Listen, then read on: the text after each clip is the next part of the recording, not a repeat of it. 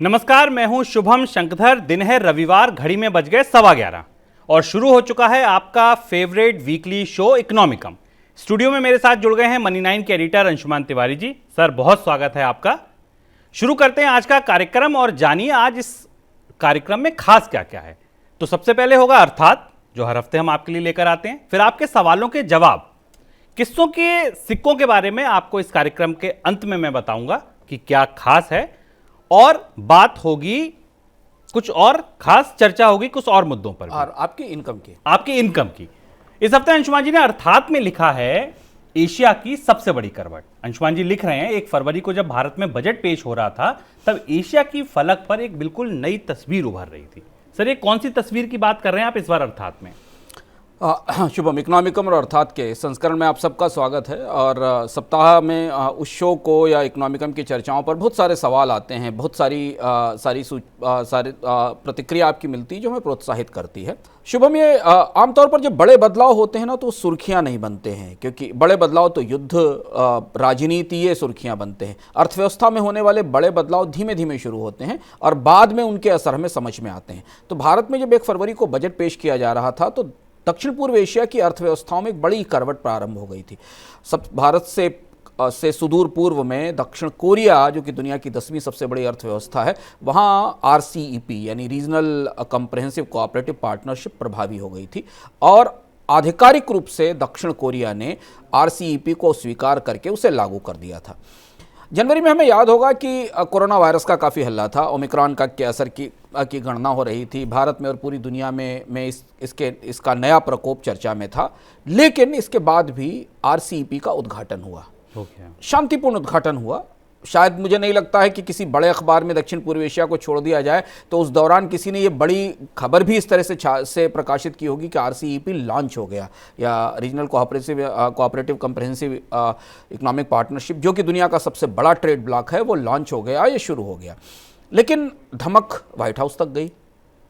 RCEP की शुरुआत के बाद फरवरी के पहले हफ्ते की बात है जब जो बाइडेन को कहना पड़ा कि वो भी एक नए व्यापार गठजोड़ की कोशिश करेंगे, यानी अमेरिका एक नया व्यापार गठजोड़ लेकर आएगा। ये वही अमेरिका है जिसमें ट्रंप के जो पूर्वाधिकारी थे या जिनसे पहले के राष्ट्रपति थे डोनाल्ड ट्रंप, बाइडेन के जो पूर्वाधिकारी थे डोनाल्ड ट्रंप, उन्होंने ट्रांस पैसिफिक पार्टनरशिप TPP को कचरे के डिब्बे में डाल दिया था। उनका कहना था कि अमेरिका को इस तरीके की किसी संधि की ज़रूरत नहीं है। ये संधि TPP RCEP की चुनौती बन सकती थी, RCEP के पैरेलल खड़े करने की बात थी। तो अगर आप 4-5 साल पहले की परिस्थिति देखें तो 2 संधियां एक साथ आकार ले रही थी, एक एशिया के अंदर RCEP और दूसरी ट्रांस पैसिफिक पार्टनरशिप ट्रीटी, जो कि यूरोप, अमेरिका और कई सारे देशों को शामिल करने वाली थी। यानी व्यापार की दुनिया में 2 ध्रुव बन रहे थे, एक भारत के बगल में और एक पश्चिम में। लेकिन एक ध्रुव डिसॉल्व हो गया, खत्म हो गया, क्योंकि ट्रंप ने उसे खत्म कर दिया था। हमें यह भी याद रखना ज़रूरी है कि जिस RCEP का उद्घाटन हमने जनवरी में देखा इस साल और जिसे एशिया के देशों ने करके लागू करना शुरू किया है, भारत उससे बाहर निकल आया था RCEP से, उसे अपने पक्ष में या उसकी शर्तों को अपने पक्ष में ना मानते हुए। और अमेरिका भी इस संधि का हिस्सा नहीं है, यानी दुनिया की 2 बड़ी अर्थव्यवस्थाएं इस संधि का हिस्सा नहीं है। RCEP का लॉन्च अब पूरी दुनिया के लिए और एशिया के लिए बिल्कुल नए तरीके के संदर्भ लेकर आया और ये बड़ी बदलाव की करवट है जिस पर हम आज चर्चा कर रहे हैं।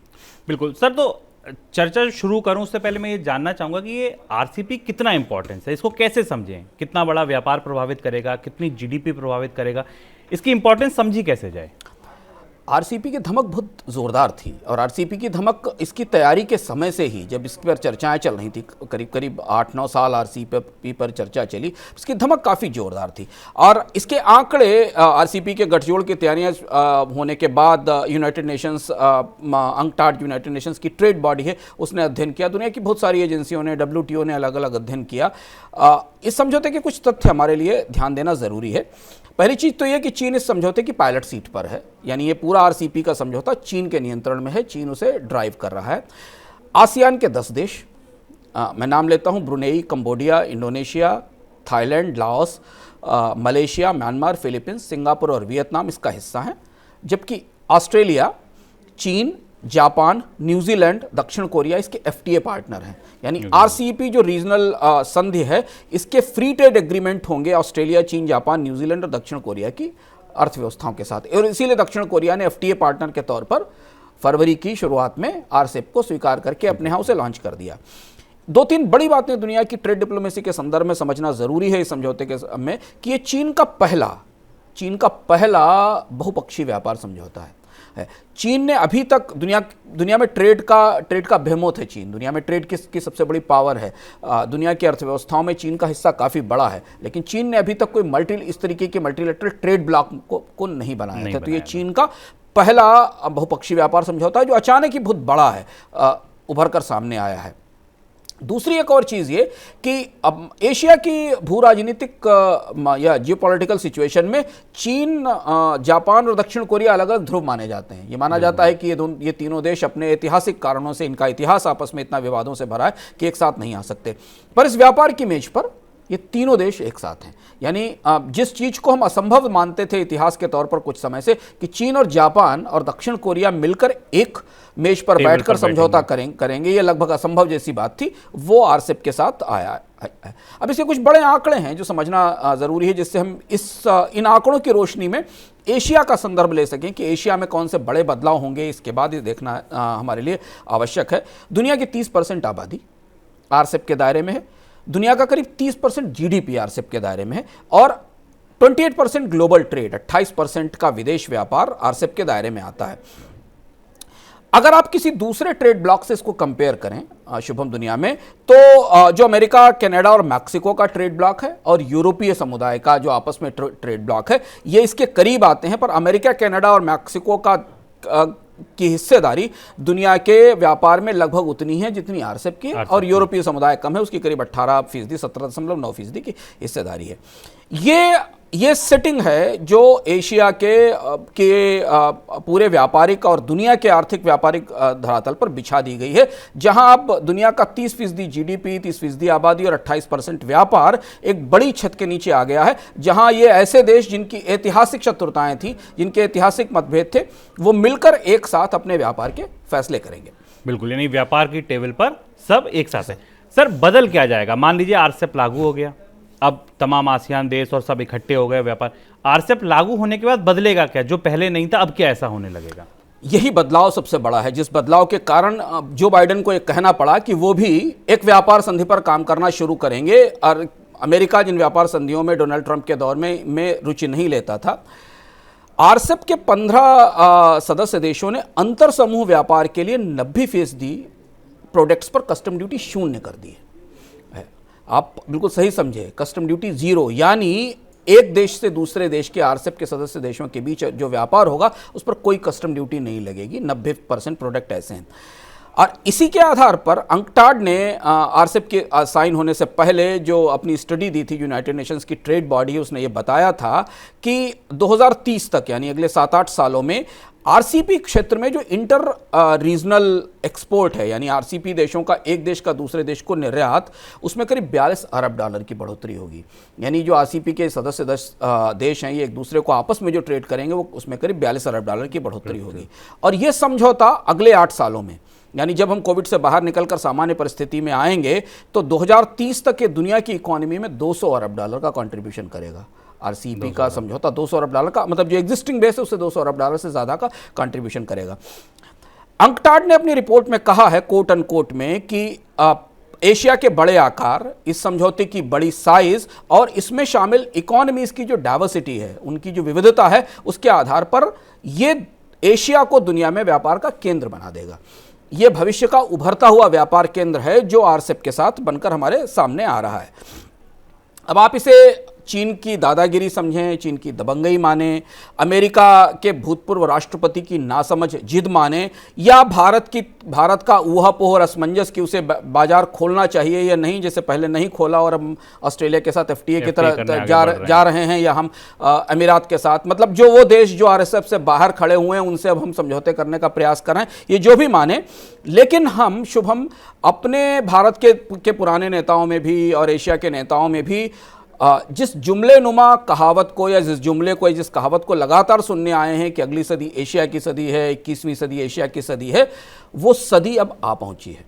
है, वो सदी हमारे सामने है। महामारी से उबरते हुए हमारे पास कुछ बड़े महत्वपूर्ण और बहुत कीमती आंकड़े आए हैं जो दुनिया के अंतर्राष्ट्रीय संस्थाओं ने दिए हैं, जो ये बताते हैं कि एशिया के युग की शुरुआत अब हो रही है। जो एशियन सदी या एशियन सेंचुरी की हम बात करते थे, उसकी शुरुआत अब हो रही है। और यही वजह है कि आरसीईपी को एशिया के बाहर, ओशेनिया से, जिसको कि हम ऑस्ट्रेलिया और न्यूजीलैंड कहते हैं, उससे समर्थन मिलना इस बात की ताकीद करता है कि एशिया की जो उभरती हुई ताकत है अब कोविड के बाद वो पूरी दुनिया में व्यापार की नई धुरी बनकर सामने आएगी। भारत इस कारवां से बाहर है और चीन इस रथ की बागडोर संभाल कर इसे आगे चला रहा है, ये वास्तविक सत्यता है।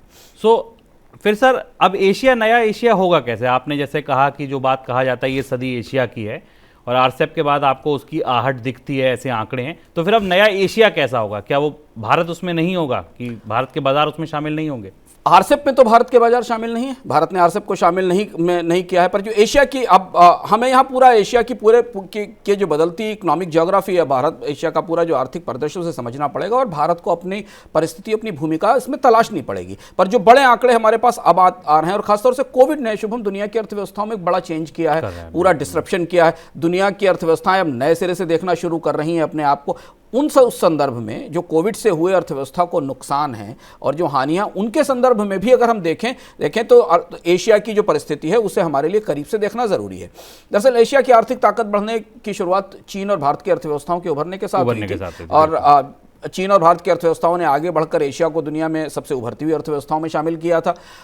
दुनिया की इमर्जिंग इकोनॉमीज का सबसे बड़ा हिस्सा एशिया में है, चाहे आप साउथ कोरिया को माने या मलेशिया को माने, इंडोनेशिया को माने। तो जो उभरती अर्थव्यवस्थाएं हैं, जिन्हें हम पिछले 10 सालों से लगातार इस शब्द को सुनते चले आ रहे हैं, वो सब केंद्रित है। लेकिन महामारी के बाद जो आंकड़े आए हैं उसने दुनिया के निवेश बैंकरों को, दुनिया के इन्वेस्टर्स को, बड़ी कंपनियों को जो बड़े निवेश के प्लान के साथ अगले 20 साल 25 साल की निवेश योजनाओं के साथ काम कर रही हैं, उन्होंने उन आंकड़ों को पढ़ के बहुत गहरा मंथन शुरू किया है।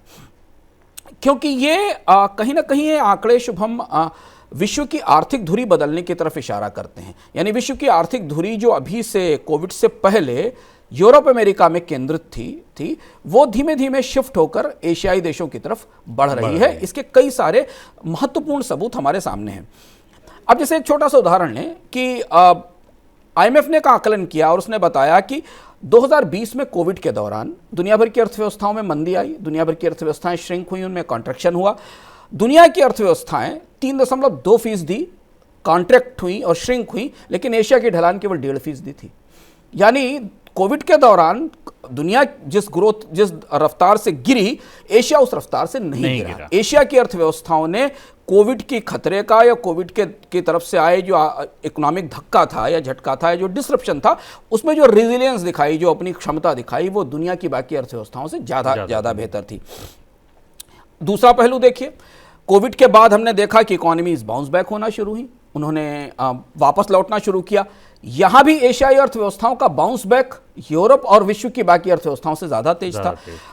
इसी साल लास्ट ईयर जुलाई में IMF ने जो हमें डेटा दिया था वो ये बताता था कि 2021 में 7.5% की दर से ग्रोथ हमें दिखाई दी एशिया के भूगोल में, और 2022 में करीब 6.4% के आसपास की दर से ये बाउंस बैक करेगा, जबकि दुनिया की विकास दर 6% और 4.9% रहेगी। यानी एशिया पर जो धक्का लगा वो धीमा था और एशिया का जो बाउंस बैक था वो तेज था।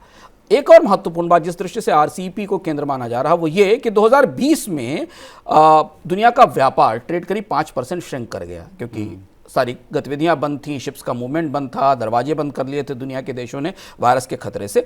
लेकिन एक महत्वपूर्ण बात है कि श्रिंक्ड व्यापार में, इस सिकुड़े हुए व्यापार में भी एशिया का हिस्सा 60% पर कायम रहा। तो हिस्सा किसने गंवाया?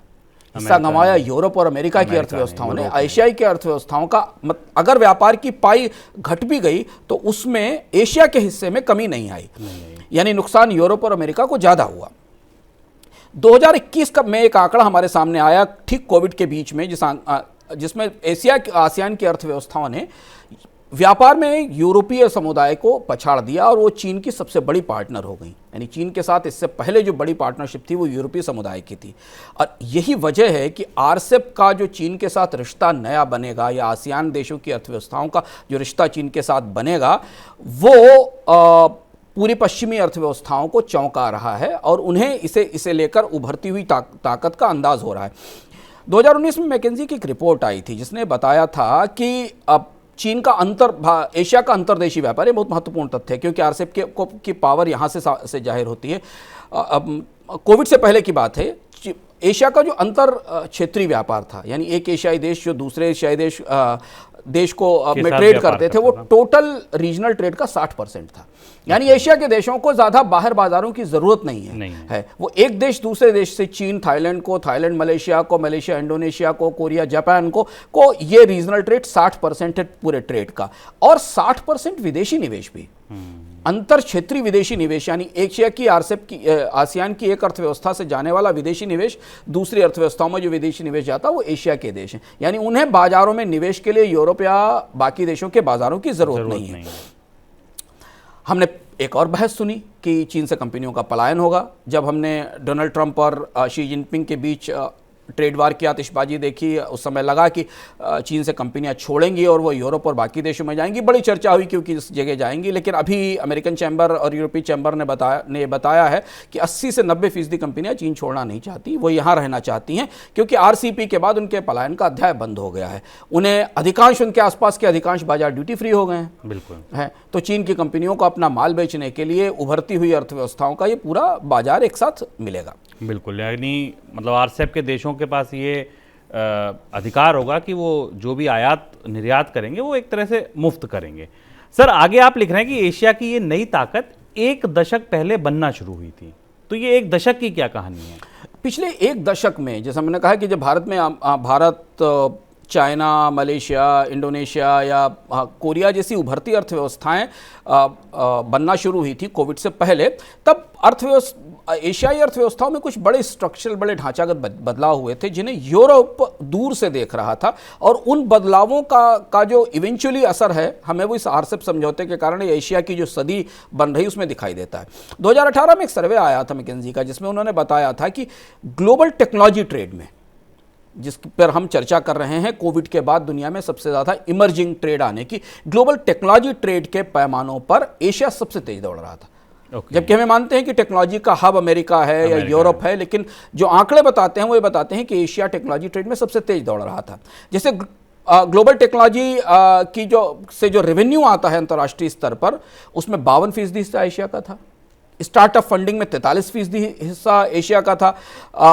जो R&D फंडिंग होती है उसमें करीब 51% हिस्सा था। और जो पेटेंट नए आए टेक्नोलॉजी में, उसमें 87% पेटेंट एशिया से आए। यानी जो फ्यूचर की टेक्नोलॉजीज की ग्रोथ थी उनका, चाहे आप उनको प्रयोगशाला की दृष्टि से देखें कि वो कैसे शोध हो रहे थे, या उनसे मिलने वाले कारोबार की दृष्टि से देखें, एशिया का बड़ा शेयर था। टेक्निकल इनोवेशन और नए तरीके के प्रयोगों में एशिया ने तेजी से ग्रोथ ली है, जिसने आरसेप के ट्रेड को और ज़्यादा सपोर्ट दिया है। ब्लूमबर्ग का जो इनोवेशन इंडेक्स बताता है कि कोरिया दुनिया के 60 टॉप इनोवेटिव देशों में टॉप पर है, जो कि एशिया की बड़ी अर्थव्यवस्था है। ये जो न्यू इकोनॉमी उभर रही है, ये आरसेप के इस नए ट्रेड में और कोविड के बाद जो ट्रेड का एनवायरनमेंट या व्यापार का माहौल बनेगा, उसमें एशिया को बड़ी बढ़त देने वाली है। सबसे दिलचस्प बात यह है कि शोध और विकास का जो पुराना गुरु है जापान, जहाँ से हमने एक दौर में नई तकनीकें निकलती देखी थी और नए तरीके के प्रयोग देखे थे, वो भी अब वापस नए सिरे से निवेश शुरू कर रहा है R&D में और नए शोध और विकास में। जापान में एक यूनिवर्सिटी इंडाउमेंट फंड बनाया गया है जो करीब $90 अरब का इन्वेस्टमेंट करेगा नई टेक्नोलॉजीज़ के डेवलपमेंट में। तो ये हमें पता है कि चाइना की कई सारे सर्वे आते रहते हैं जो बताते हैं कि चाइना की जो R&D फैसिलिटीज़ या उनकी जो R&D क्वालिटीज़ हैं वो अब ग्लोबल लेवल पर पहुंच गई हैं, इसलिए उनके उत्पाद पूरी दुनिया में बिक रहे हैं। सर, तो अगली सदी एशिया की होगी, ये टेक्नोलॉजी की बात है, यहाँ हम तेज़ी से बढ़ रहे हैं फंडिंग में, रिसर्च में, तो क्या माना जाए कि एशिया की सदी का मतलब ये कि दुनिया के लिए वो सबसे बड़ा बाजार हो जाएगा? क्या बाजार बड़े हो जाएंगे और भी कुछ बदलाव हैं? सबसे बड़ा आंकड़ा एशिया की फ्यूचर की सदी का यही है, बाजार बड़ा होने का। जो ताजे सर्वे हमारे पास आए हैं कोविड के बाद के, और बहुत सारे सर्वे अलग अलग सूत्रों संदर्भों से आए हैं, उसमें यह पता चलता है कि दुनिया की आधी consumption demand, almost 50% consumption demand Asia से आएगी आने वाले एक दशक में, यानी 2023 से अगर हम माने तो 30-31 तक 32 तक आधी से ज़्यादा कंजम्पशन डिमांड, लगभग आधी से ज़्यादा कंजम्पशन डिमांड एशिया से आएगी। कंजम्पशन डिमांड एशिया से आने का मतलब है कि जो भी कंपनियां, चाहे वो कनाडा में बैठी हुई हैं, चाहे वो यूरोप में बैठी हुई हैं, चाहे वो बेल्जियम में है, उन्हें इन अर्थव्यवस्थाओं के भीतर आना पड़ेगा यहाँ की कंजम्पशन डिमांड का या मांग का फायदा लेने के लिए। एक ताजा अध्ययन मैकेंजी का और है जिसको हम कोट कर रहे हैं, जिसमें यह माना जा रहा है कि ये जो पूरा बदला हुआ परिवेश है एशिया का, जिसमें अब एक व्यापार समझौता है, तकनीकी विकास है और जो नए बदलाव आ रहे हैं, ये उपभोक्ता बाजार, बदलता उपभोक्ता बाजार करीब $10 अरब की अपॉर्चुनिटी है जो चेंज आएगा एशिया के कंजम्पशन पैटर्न में या बदलाव में आएगा। 2030 तक यह माना जा रहा है कि एशिया की करीब 70% आबादी, हालांकि एशिया में बहुत गरीबी है, एशिया में इनकम डिस्पैरिटीज़ दुनिया में बहुत ज़्यादा हैं, एक बहुत बड़ा हिस्सा ऐसा है जो गरीबी में है, और जब अभी कोविड का डिसरप्शन आया शुभम, तो उसके बाद सबसे ज़्यादा गरीबी की रेखा से नीचे खिसकने वाले लोग एशिया के ही थे, ये भी बात सही है। लेकिन अगर आप कंजम्पशन पैटर्न के हिसाब से इस बाजार को देखें तो ये माना जा रहा है कि 70% आबादी एशिया की इन कंजम्पशन का पैटर्न है उसका हिस्सा होगी, जो कंजम्पशन का प्रोफाइल है उसका हिस्सा होगी। ये ऐसा मान सकते हैं कि जो लोग $11 प्रतिदिन खर्च कर रहे हैं उन्हें माना जाता है कि वो जो उपभोक्ता की कंजम्पशन की जो ट्रेन है उसमें सवार हो सकते हैं, जिनकी का दैनिक खपत $11 के आसपास है, यानी लगभग 900 रुपए के आसपास की जो डेली खर्च है वो उन्हें कंज्यूमर इकोनॉमी का हिस्सा बना देता है। अच्छा, 2015 में जब हम थे, 2000 में ऐसी आबादी का प्रतिशत केवल 15 था, जो अब 70 हो जाएगा, यानी लगभग अगर आप 20 साल का समय देखें तो 20 साल में केवल 15% आबादी एशिया की ऐसी थी जो इस स्थिति में थी कि वो कंजम्पशन इकोनॉमी का या कंज्यूमर इकोनॉमी का हिस्सा थी। वो अब वो बढ़कर अब 70% हो जाएगी। एक और इंपॉर्टेंट बात यह है कि बीते एक दशक में एशिया की 80% डिमांड की जो ग्रोथ थी वो निम्न आय वर्ग से आई थी, लेकिन अब इसका बिल्कुल उल्टा होगा। अधिकांश डिमांड जो है वो मध्यम वर्ग और उच्च मध्यम वर्ग से आएगी। यहां लोग ये मान रहे हैं कि ये जो स्ट्रक्चर है ये एशिया में नए तरीके के उत्पादों को, कंजम्पशन के पैटर्न को बदलने में, ज़्यादा पर कैपिटा कंजम्पशन को प्रेरित करेगा, क्योंकि जब लोगों के इनकम लेवल बढ़ना शुरू होंगे तो लोग उन चीज़ों की खपत करेंगे जिनमें ज़्यादा टेक्नोलॉजी इन्वॉल्व है, जिनका प्रीमियमनेस अच्छा है। एक और महत्वपूर्ण चीज़ जिससे संकेत मिलता है कि ये खर्च जो है वो लोगों की ज़िंदगी जीने के तौर तरीके, उनका लाइफस्टाइल बदलेगा, क्योंकि बेहतर होगा। Online first Asia online first की नई डिजिटल पीढ़ी से मिल रहा है, जिसमें करीब 2030 तक 40% मांग जो है वो डिजिटल नेटिव्स तैयार करेंगे, यानी 40% डिमांड इस मार्केट की डिजिटल सिस्टम से आएगी। ये बात दुनिया के निवेशक, हम आज इस पर चर्चा कर रहे हैं शुभम, पर दुनिया के निवेशक इस आंकड़े को हमसे ज़्यादा करीब से पढ़ते हैं। वो पिछले 7-8 साल से इन छोटे छोटे बदलावों को, कि एशिया के कंजम्पशन पैटर्न में क्या बदलाव हो रहा है, टेक्नोलॉजी का इन्वेस्टमेंट कैसे आ रहा है, R&D का इन्वेस्टमेंट कैसे आ रहा है, इसे वो करीब से पढ़ रहे हैं। हमारी निगाह से ये खबरें छूटती हैं, लेकिन जब हमारे पास अध्ययन आते हैं तो हमें चौंकाते हैं कि उसे मॉनिटर किया जा रहा है। ये मान रहे हैं लोग, जैसे कि महामारी से पहले का जो एक दशक था, यानी 2019 से पहले का एक दशक था, दुनिया में जो प्रति $2 का नया इन्वेस्टमेंट हुआ ना, उसका $1 एशिया में गया। यानी पूरी दुनिया में अगर $2 के फ्रेश इन्वेस्टमेंट किए गए तो उसमें से $1 का इन्वेस्टमेंट एशिया में किया गया, और प्रत्येक $3 में से $1 चीन में लगाया गया। एक तिहाई हिस्सा चीन को मिला और एशिया को उसका प्रति $2 में से एक हिस्सा मिला। 2020 में दुनिया में सबसे बड़ी कंपनियों का जो रेवेन्यू था उसमें एशिया का हिस्सा 43% था। यानी जो बड़ी बिग कॉर्पोरेशंस हैं, जिनको हम फॉर्च्यून 500 में देखते हैं या दुनिया भर के रैंकिंग्स में देखते हैं, उनका करीब 43% रेवेन्यू एशिया से आता था। लेकिन यही एशिया का सबसे बड़ा लोचा भी है, यही एशियाई अर्थव्यवस्था की सबसे बड़ी दरार भी है, और जो एशिया की ग्लोबल सेटिंग्स की सबसे बड़ी कमजोरी भी है। क्या कमजोरी है सर एशिया की, जो ये आप सबसे बड़ी कमजोरी कह रहे हैं, ये कमजोरी है क्या आखिर? ये सारा परिदृश्य जिसको हम लोगों के कंजम्पशन के आधार पर नाप रहे हैं शुभम, व्यापार में बढ़ोतरी के आधार पर, नए ट्रेड ब्लॉक्स के बनने के आधार पर, और बाकी कई सारी गतिविधियों के आधार पर समझने की कोशिश कर रहे हैं, वहाँ एशिया का कॉर्पोरेट प्रोफाइल एशिया की कंपनियों का प्रोफाइल हमें बहुत आश्वस्त नहीं करता एशिया की सदी के प्रति। जो एशिया की उभरती सदी है जिसकी का पूरा मंच तैयार है सारे पात्र अपनी जगह बैठे हुए, पर एक महत्वपूर्ण कमजोरी है जो एशिया के कॉर्पोरेट स्ट्रक्चर में है। एशिया की कंपनियों के मुनाफे पूरी दुनिया से कम है। अगर उनके मुनाफों का एवरेज देखा जाए जो दुनिया की समकक्ष कंपनियां उनसे कम है। 2005 से 2017 के बीच अगर कॉर्पोरेट घाटों का कोई हिसाब लगाया जाए तो उसमें सबसे ज़्यादा घाटे एशिया के कंपनियों को हुए। यूरोप की कंपनियों को उतना लॉस नहीं हुआ। संकट में फंसी कंपनियों के अगर इंडेक्स देखे जाएं, दर्जनों इंडेक्स बाजार में तैरते हैं, हम लोग अपने शोध में इन इंडेक्स को पढ़ते रहते हैं। अगर देखा जाए तो संकट में फंसी कंपनियों का अगर कोई इंडेक्स होगा तो उसमें एशिया का हिस्सा सबसे बड़ा होगा। एशिया की कंपनियां सबसे ज़्यादा क्राइसिस में। भारत में आप इसे अपने आसपास करीब में ही देख सकते हैं कि पिछले 3-4 साल में 5 साल में भारत में उतनी बड़ी नई कंपनियां उभरी नहीं जितनी बड़ी नई कंपनियां डूब गई हमारे सामने। एशिया की 24% एशिया की करीब 24% कंपनियां ऐसी हैं जो ग्लोबल प्रॉफिट इंडेक्स में सबसे नीचे हैं। जो इकोनॉमिक प्रॉफिट इंडेक्स बनाया जाता है कॉर्पोरेट्स के प्रॉफिट को नापने के लिए, उसमें सबसे नीचे हैं। जो शीर्ष कंपनियां उनमें से केवल 14% कंपनियां एशिया से आती हैं। यानी अभी भी एशिया के पास Apple, GM, Bosch, Google, Unilever, Nestle, Pfizer जैसे चैंपियन नहीं है।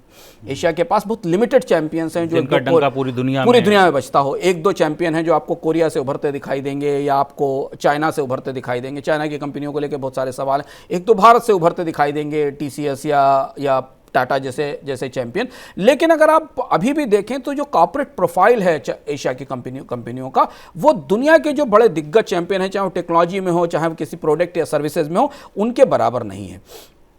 और यही एक वजह है अगर हम समझें कि एशिया के देशों को सोचना नहीं पड़ा। उन्होंने अपनी वार्ताओं के बाद तत्काल आरसेप के जहाज पर सवारी कर ली, क्योंकि उनको दिखाई दे रहा है कि अगर रीजनल ट्रेड बेहतर हुआ, उनकी लागतें कम हुई, उनके टैक्सेस कम हुए, टैक्सेस कम होंगे तो लागत कम होगी तो खपत ज़्यादा होगी क्योंकि महंगाई कम होगी, और उसकी डिमांड अगर उन्हें मिलेगी तो ये जो विटामिन उनके पास आएगा, और इससे एक दशक में जो बाजार बढ़ेगा उससे एशिया के पास भी कुछ बड़े ग्लोबल चैंपियन बनेंगे जिनकी साख, जिनके उत्पाद, जिनकी सेवाएं पूरी दुनिया में मानी जाएंगी। तो अब भारत के नेता हमेशा एशिया की जिस सदी की बात करते हैं, हम हर दूसरे भाषण में, हर दूसरी सांस में सुनते हैं कि एशिया की सदी आ गई है और भारत उसका केंद्र है, तो वो एशिया की सदी आ पहुंची। अगर आप व्यवहारिक रूप से देखें तो आंकड़ों की दृष्टि से, व्यापार समझौतों की दृष्टि से भारत को अगर इस जहाज में या इस उड़ान में अपनी जगह बनानी है तो उसे अपनी पूरी बहसें, पूरी चिंताएं, पूरी चर्चाएं, पूरी राजनीतिक वरीयताएं बदलनी पड़ेंगी। चर्चा के तौर तरीके जो हम देखते हैं भारतीय राजनेताओं के बीच और लोगों के बीच, उसे बदलना पड़ेगा। हम अभी भी उन बहसों में उलझे हैं और हमें ये ध्यान रखना पड़ेगा कि एशिया की नई सदी की जो पायलट सीट है उसमें चीन बैठा हुआ है, और ये हमारे लिए बड़ी चुनौती की बात है। ये एशिया की उभरती सदी, अगर भारत अपने पूरे आउटलुक को चेंज नहीं करता, अपनी इकोनॉमिक पॉलिसीज़ को, अंदर की पॉलिसीज़ और एक्सटर्नल पॉलिसीज़ को, तो फिर ये जो उभरता बाजार है, इसलिए उसमें जगह बनाने में उसे मुश्किल भी होगी। तो बिल्कुल ये था इस हफ्ते का अर्थात। और इस अर्थात को सर अगर मैं समअप करना चाहूँ तो क्या मैं 3 बातें समझ सकता हूँ? एक, आरसेप के बाद एशिया का और पूरी दुनिया का जो व्यापार का स्वरूप है वो बदलने वाला है इसके प्रभावी होते ही। 2, भारत ने इस जहाज को छोड़ दिया है तो निश्चित तौर पर उसको कहीं ना कहीं एफटीए या किसी और तरीके से अपने व्यापार को बढ़ाने की नई चिंताएं करनी होंगी। और तीसरी बड़ी बात जो आपने बताई कि ये जितना भी इन्वेस्टमेंट आ रहा है या जितना भी ये आ रहा है, इसमें चैंपियंस जब एशिया से निकलेंगे, क्या उसमें सर भारत के बहुत चैंपियन नहीं होंगे? पहला सवाल तो स्पष्ट है कि व्यापार समझौते से एशिया व्यापार की धुरी बनी रहा है। अंकटाड ने भी कहा है, WTO ने भी कहा, दुनिया की एजेंसियों ने कहा, तो आंकड़े में स्पष्ट करते हैं। दूसरा जो सवाल है कि भारत इस जहाज में सवार होगा कि नहीं। क्या भारत आरसेप के लिए फिर दरवाजे खोलेगा? क्या भारत आरसेप में रीनिगोशिएट करेगा? क्या भारत एक कोशिश करेगा कि आरसेप में उसकी शर्तों पर जाया जाए? बार बार ये बात कही जा रही थी, भारत में 2 ध्रुव थे। एक कह रहे थे कि आरसेप में नहीं जाना चाहिए, FTAs बेकार हैं, उनका कोई मतलब नहीं, दूसरे लोगों का कहना था। बल्कि सरकार ने खुद एक कमेटी बनाई थी इकोनॉमिस्ट सुरजीत भल्ला की लीडरशिप में। उस कमेटी ने रिकमेंड किया था कि भारत को आरसेप में क्यों जाना चाहिए, और बहुत लंबे तर्क दिए थे। 200-250 पेज की रिपोर्ट थी वो, उसमें भारत के आरसेप में होने के तर्क थे, और ये कॉमर्स मिनिस्ट्री की रिपोर्ट थी जिस रिपोर्ट में उसके तर्क दिए गए थे। तो भारत उन व्यापार वार्ताओं से बाहर निकला और चीन को एक स्पेस दिया हमने। व्यापार वार्ताओं में रहने से आप चीन को रोक सकते थे, और जो व्यापार का झंडा आज चीन के पास था उसका एक हिस्सा हमारे भारत के पास भी होता, और इसलिए शायद कुछ समय बाद भारत ने ये रियलाइज किया। तो अगर आप, हमने मनी सेंट्रल लिस्ट पर चर्चा की थी शुभम, कि क्यों भारत ने अचानक एफटीए शुरू किए, क्यों भारत ने अचानक दरवाजे खोलना शुरू किए, क्यों अचानक वो पूरा टिपिकल स्वदेशी और हर चीज को दरवाजे बंद रखने की नीति बदलना शुरू हुई। कहीं ना कहीं आरसेप की शुरुआत उसका संकेत है। इसीलिए भारत ऑस्ट्रेलिया के साथ अर्ली हार्वेस्ट एग्रीमेंट करने वाला है, मतलब एक इंटरिम ट्रेड डील करने को तैयार है जो अगले 1 महीने में हो जाएगी। यूनाइटेड अमीरात के साथ एक ट्रेड डील पर बात चल रही है, यूके के साथ ट्रेड डील को तेज करने की बात चल रही है। तो कहीं ना कहीं भारत को सोचना पड़ेगा कि मुक्त व्यापार सच्चाई है दुनिया की। हमने मुक्त व्यापार के सबसे ज्यादा फायदे उठाए ऐतिहासिक तौर से भी। मैर्केंटाइलिस्ट इकोनॉमी के तौर पर जो अर्ली 16-17 सेंचुरी से लेकर और लिबरलाइजेशन तक मुक्त व्यापार के सारे ज्यादातर फायदे भारत के लोगों के हित में रहे, तो ये सोचना पड़ेगा। और तीसरी बात जो सबसे महत्वपूर्ण है कि एशिया की कमजोरी उसकी कॉर्पोरेट गवर्नेंस है, और कॉर्पोरेट गवर्नेंस की बीमारी केवल भारत में ही नहीं है, ये एशिया की हर देश में। आप कोरिया में देख लीजिए कॉर्पोरेट गवर्नेंस की स्थिति, चाइना की कंपनियों में तो कॉर्पोरेट गवर्नेंस का कहना ही क्या है। एशिया की सारी अर्थव्यवस्थाओं में कॉर्पोरेट गवर्नेंस और कंपनियों को चलाने के तौर तरीके वैसे नहीं हैं जैसे उन्हें अंतर्राष्ट्रीय स्तर पर एक बड़ा चैंपियन बना सके। तो यहां हर देश के अपने अपने कॉर्पोरेट गवर्नेंस रूल होते हैं, लेकिन भारत को यदि चैंपियन बनाने हैं, यदि भारत को ग्लोबल चैंपियन बनाने हैं, तो उन्हें कॉर्पोरेट गवर्नेंस की और ट्रांसपेरेंसी लानी पड़ेगी अपने कंपनियों के प्रबंधन में। नहीं तो हम ये देखेंगे ना कि पिछले 10 साल में 12 साल में कंपनियों के कॉर्पोरेट गवर्नेंस खराब होने के कारण कितना वेल्थ डिस्ट्रॉय हुआ है भारत में, कितनी कंपनियां डूबी हैं सिर्फ कंपनियों के गलत फैसले के कारण। तो ये तीसरा सवाल है, पहलू है जिस पर शायद बदलते परिदृश्य के साथ जो रेगुलेटर्स हैं उनको ध्यान देना होगा। तो ये था इस हफ्ते का अर्थात, और निश्चित तौर पर आपको आरसेप पर इतनी बड़ी चर्चा, इतनी गंभीर चर्चा, एशिया में इतना बड़ा बदलाव हो रहा है, शायद ही किसी डिबेट का हिस्सा या किसी खबर का हिस्सा मिला होगा। लेकिन अंशुमान जी के अर्थात में, इकोनॉमिकम में आप इसको पूरे तरीके से, बेहतर तरीके से जान समझ सकते हैं। चलिए, आप अपने सवाल जरूर भेजिएगा इस मुद्दे पर जो भी हो, और अब हम उन सवालों का जवाब लेते हैं अंशुमान जी से जो आपने इससे पहले वाले एपिसोड पर भेजे। सर, शिल्पी अग्रवाल का एक सवाल आया, वो ये कह रही हैं कि सरकार की ई कॉमर्स नीति का क्या हुआ, वो कहां लटक गई? ई कॉमर्स नीति पर सरकार, दो लोगों के बीच में लगातार बॉक्सिंग चल रही है। एक तरफ हम ई कॉमर्स कंपनियां हैं अमेजॉन, फ्लिपकार्ट जैसी, और दूसरी तरफ भारत के ट्रेडर हैं जिनका एक संगठन है, और वो ये मान रहे हैं कि सरकार ई कॉमर्स कंपनियों के लिए बहुत ज़्यादा उदारता बरत रही है, उनके लिए बाजार खोल रही है और नहीं चाहते हैं। भारत में ई कॉमर्स नीति को लेकर यह असमंजस अभी तक बना हुआ है।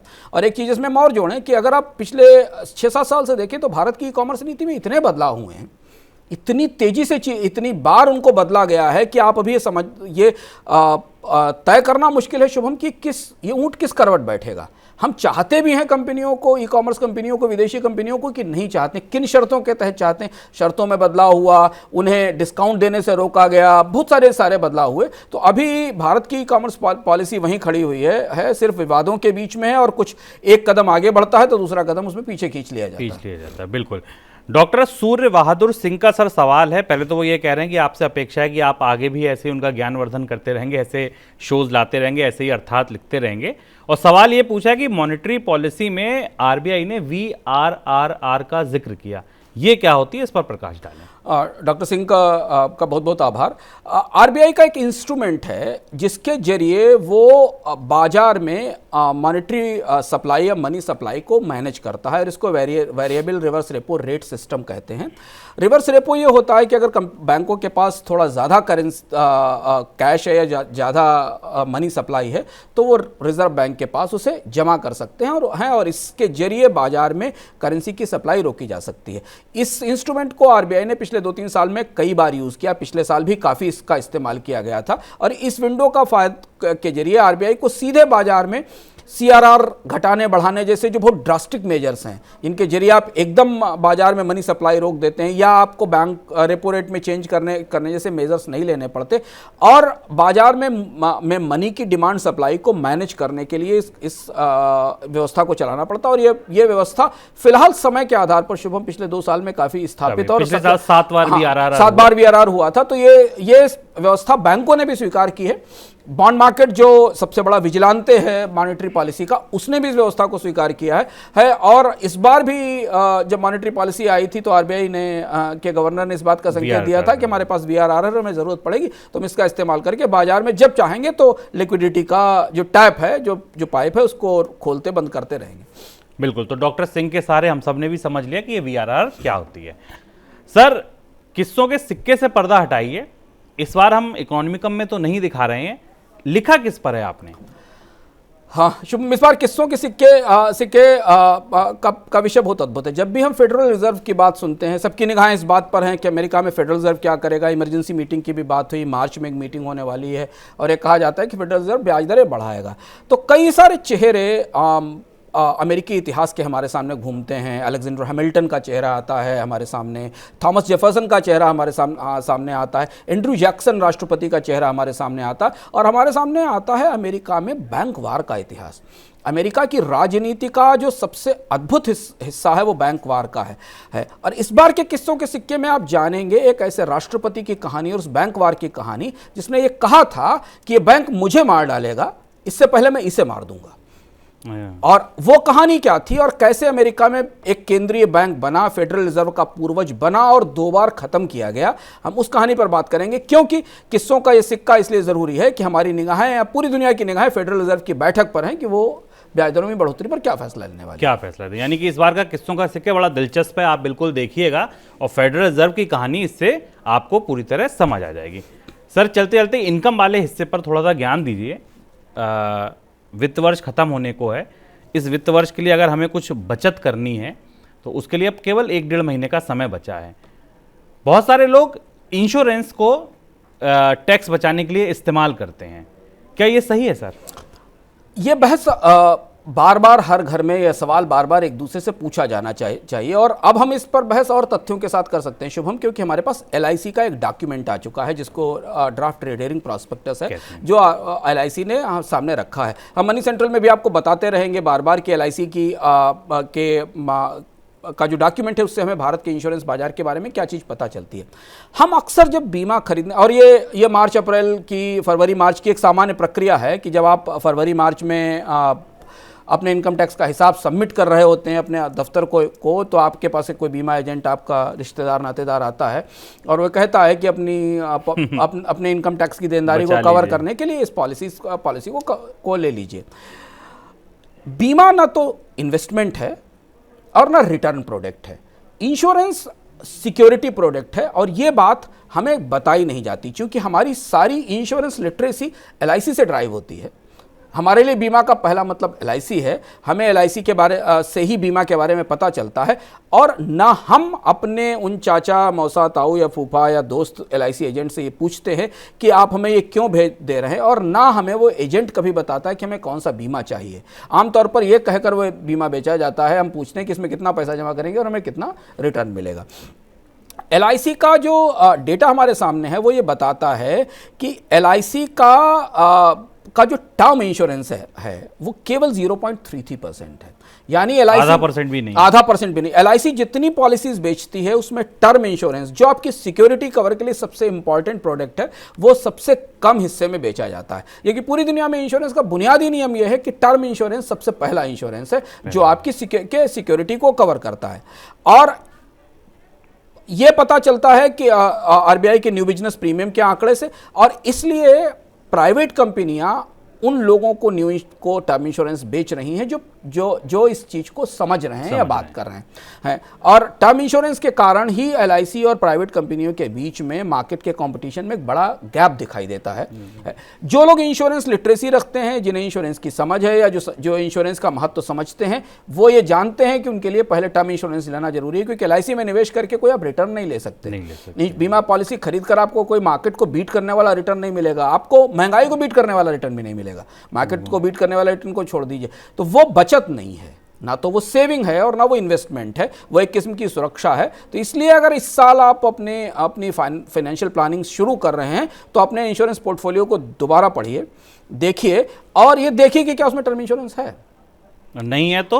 और नहीं है तो टर्म इंश्योरेंस की तरफ ध्यान दीजिए, अपने LIC एजेंट से पूछिए, अपने बीमा एजेंट से पूछिए कि वो आपको टर्म इंश्योरेंस दे, क्योंकि वहां से सिक्योरिटी आती है। और कैसे लिया जाता टर्म इंश्योरेंस, उसका तरीका क्या है, कैसे चुने टर्म इंश्योरेंस, आपकी लाइफ की वैल्यू क्या होनी चाहिए, कौन सी लायबिलिटीज आपकी इंश्योरेंस पॉलिसी में कवर होनी चाहिए, उसके लिए आप मनी 9 पर चैन की सांस देखिए, क्योंकि इतने छोटे से कार्यक्रम में हम ये सारी चीजें नहीं बता सकते। पर इंश्योरेंस पर आपकी जानकारी के लिए हमने हमारे पास एक कार्यक्रम है जो प्रतिदिन आता है उसमें हमने टर्म इंश्योरेंस और इंश्योरेंस के सारे पेचोखम को खोलकर आपको बताया है, जो आपको एक सही इंश्योरेंस प्रोडक्ट चुनने में मदद करेगा और आप अपने बीमा एजेंट से सही सवाल पूछ सकेंगे। चलिए अंशुमान जी, बहुत शुक्रिया इनकम पर बात करने के लिए, अर्थात लिखने के लिए, सवालों के जवाब देने के लिए। इस संस्करण में इकोनॉमिकम के इतना ही, फिर मिलेंगे आपसे अगले हफ्ते, तब तक के लिए नमस्कार।